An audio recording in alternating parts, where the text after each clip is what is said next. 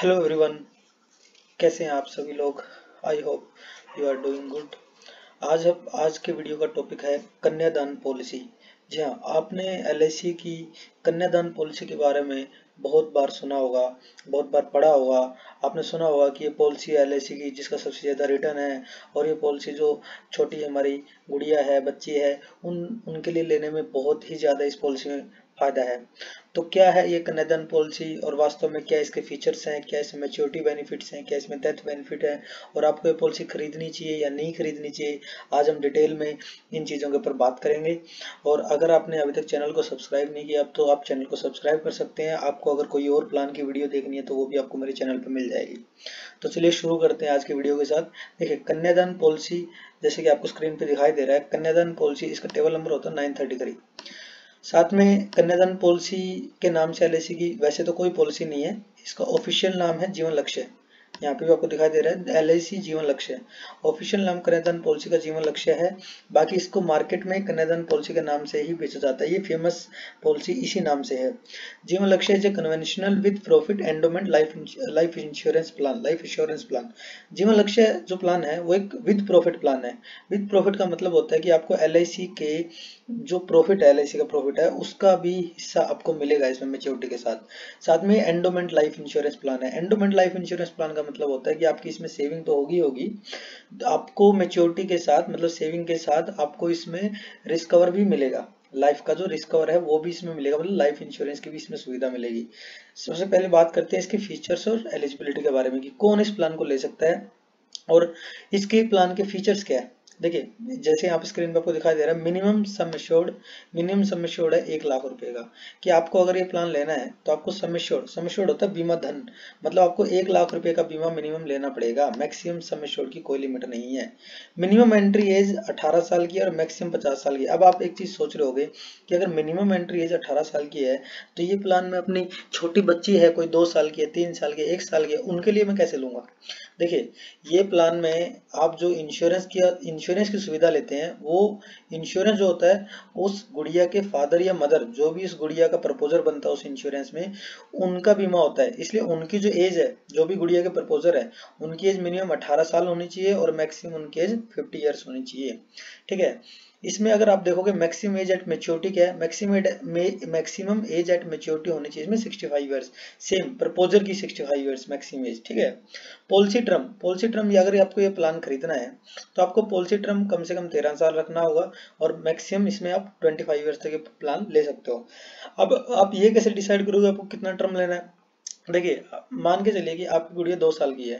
ठीक है, आपको शादी करनी है उसकी 24 साल की उम्र में, 23 साल की उम्र में। आपने एक अंदाजा लगा लिया कि चलो 23 साल की उम्र में उसकी शादी करूंगा मैं। तो आज 2 साल की है, 23 साल की उसको होने में अभी 21 साल और है। तो you are thinking about the maturity which you will get after 21 years. So here you can decide that your policy term will be 21 years. तो आपका policy term हो जाएगा 21 साल का। पीपीटी होता है प्रीमियम पेइंग टर्म। देखिए, एक होता है पॉलिसी टर्म, उस टर्म तक आपका इंश्योरेंस चलता है। एक होता है पीपीटी की उस टर्म उस उतने समय तक आपको पैसे पे करने होते हैं। PPT is policy paying term. This is the time for which you have to pay the premiums. तो यहाँ पे लिखा हुआ है PPT is equal to PT minus 3 years. PT मतलब पॉलिसी टर्म। जितना भी आप पॉलिसी टर्म लोगे उसमें से आप 3 माइनस कर लो। फॉर एग्जांपल, अगर आपने 25 साल की पॉलिसी ली है तो 22 साल आपका पीपीटी हो जाएगा, मतलब 22 साल आपको पैसे भरने हैं। तो ये एक बेनिफिट है कि आपको 3 साल कम इसमें पैसे भरने पड़ते हैं। 3 साल कंपनी अपने आप इसमें पैसे लगाती है।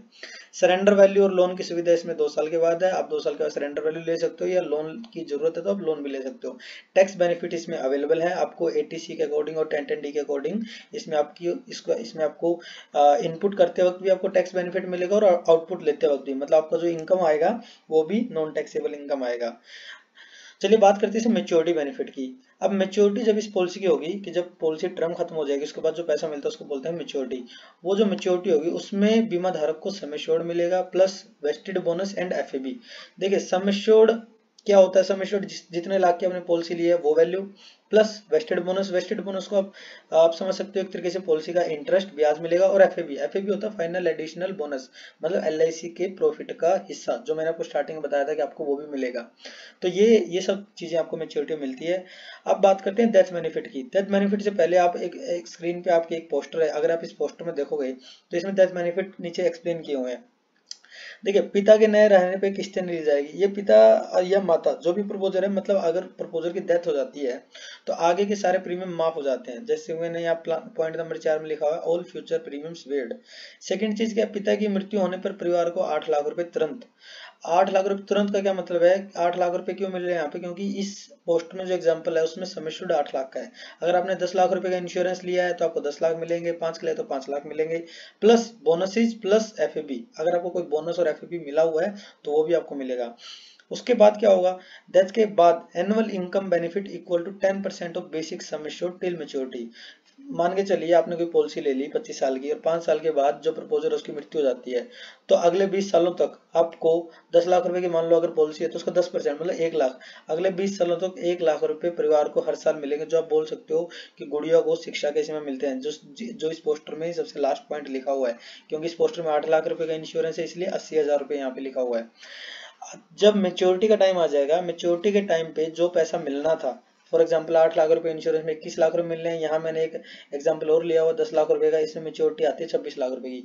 तो मेच्योरिटी के टाइम पे आपको 26 लाख रुपए और 10% एक्स्ट्रा उसका, ये आपको मिलेगा ही मिलेगा। 10% सम एश्योर्ड का एक्स्ट्रा और 26 लाख रुपए ये आपको मिलेगा ही मिलेगा मेच्योरिटी के टाइम पे। तो डेथ बेनिफिट में क्या है, डेथ बेनिफिट इसमें काफी अच्छे हैं, इसीलिए इस पॉलिसी को कन्यादान पॉलिसी बोला जाता है कि अगर आपने अपनी गुड़िया के लिए कोई भी लक्ष्य बनाया है, जीवन लक्ष्य इसलिए इसका नाम है, तो वह लक्ष्य पूरा होगा ही होगा, आप रहो या ना रहो।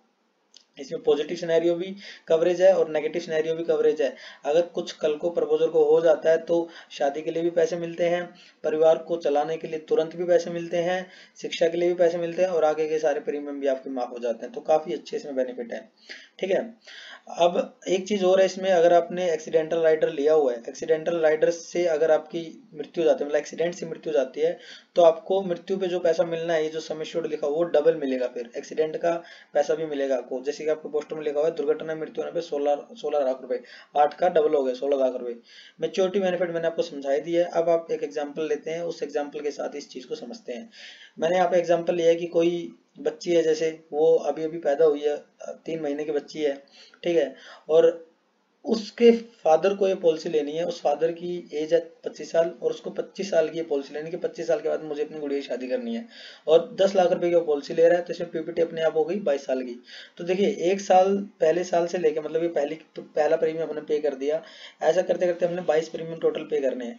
पहले साल में आपने 45,123 रुपए इसमें भरने पड़ेंगे, उसके बाद आपको हर साल 44,152 रुपए इसमें पे करने पड़ेंगे।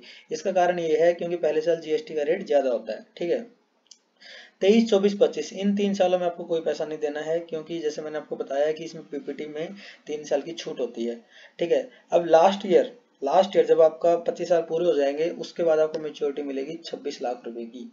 अब आपने टोटल प्रीमियम अगर आप कैलकुलेट करोगे कि ये टोटल प्रीमियम आप जो 22 सालों में भर रहे हो, तो आपने कितना भरा है, 9,72,315 रुपए, 9,72,315 रुपीज, और आपको टोटल रिटर्न आ रहा है 26 लाख रुपए का। तो अगर आप ये कैलकुलेट करोगे तो इसका IRR आ रहा है 6.44%, मतलब आपको सालाना 6.44% का ब्याज इस पॉलिसी में मिलता है। अब ये ब्याज आपको 8% तक का मिलेगा। कैसे, क्योंकि आपने इसमें टैक्स बेनिफिट तो अभी ऐड ही नहीं किया है, ये तो मैंने नॉर्मली कैलकुलेट किया है। आपने जो पैसा भरा है उस पे आपको टैक्स बेनिफिट मिल रहा है, आपको जो पैसा मिल रहा है उस पे आपको टैक्स बेनिफिट मिल रहा है। वैसे अगर आप टैक्स भरते तो आपका वो पैसा भी ज्यादा, तो तकरीबन आप ये मान सकते हो इसमें 7 से 8% का आपको इसमें ब्याज मिलता है। तो अगर आप मार्केट के सिनेरियो को देखोगे जहां 5 से 5.25% का आपको ब्याज मिलता है, तो उसको कंसिडर करते हुए पॉलिसी बहुत ही बेहतरीन है। इसमें पॉजिटिव सिनेरियो की अगर प्रपोजल सही सलामत है तो आपको मेच्योरिटी मिल जाएगी, आप शादी के लिए यूज कर सकते हैं। अदरवाइज नेगेटिव सिनेरियो मैंने इसको बता दिया कि डेथ बेनिफिट इसमें क्या क्या है। तो ओवरऑल सब चीजों को देखते हुए जो मार्केट में प्लान है, ये प्लान सबसे बेस्ट प्लान है, आप अपने बच्चों के ले सकते हो। और एक और चीज है, अगर आपका जो बच्चा है वो लड़का है लड़की नहीं है, तो भी आप ये प्लान को ले सकते हो। तो ये जो पॉलिसी है छोटे बच्चों के भविष्य को देखते हुए सबसे बेस्ट पॉलिसी है LIC की। और इसमें आप टर्म राइडर आप इसमें जरूर लें, टर्म राइडर लोगे तो आपको डेथ बेनिफिट में आपको सारे डेथ बेनिफिट मिलेंगे इसमें। और ये पॉलिसी सबसे बेस्ट पॉलिसी है, आप इस पॉलिसी को खरीद सकते हो। और खरीदने के लिए या फिर कोई और जानकारी चाहिए तो आप इस नंबर पे मुझे व्हाट्सएप कर सकते हो। ये था कन्यादान पॉलिसी के बारे में। अगर इसके अलावा कोई डाउट है तो आप कमेंट बॉक्स में बता सकते हैं।